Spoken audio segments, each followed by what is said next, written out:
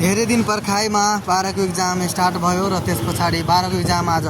सकि पनि गयो र यसको खुसीमा आज धेरैवटा विद्यार्थीले मासुको पसलमा गएर अर्डर पनि गरेको थियो र धेरैवटा मन्दिरमा गएर पनि आफ्नो आफ्नो मनको कुरा राखेको थियो र उनीहरूलाई आशा छ कि सबैजनाले राम्रो मार्क ल्याएर पास हुनेछ भन्ने विश्वासले आज सबैले एकअर्काको बिचमा गल्ला मिल्ने कार्यक्रमहरू तपाईँले यो भिडियोमा हेर्न सक्नुहुन्छ र यो के को खुसी छ भन्दाखेरि सबैजनाको एक्जाम आज एनइबीको भइसक्यो र सबैजनाले एउटा एनइबीको +2 को सर्टिफिकेट पाउँछ भन्ने आशा विश्वास राखेको छ र यो पाउनै पर्छ किनभने +2 छैन भने हामीलाई कुनै अस्तव्यस्त भन्छ नि एउटा त्यो छैन। त्यसकारणले गर्दा सबैलाई यो चाहिन्छ र एउटा अर्को कुरा जो एनइबीको ब्याकवाला छ ब्याक डेटहरूको जो व्यक्तिहरू फर्म भरेको थियो र तिनीहरूले चाहिँ यही आउने दिन भन्नाले 4 गतेबाट उनीहरूलाई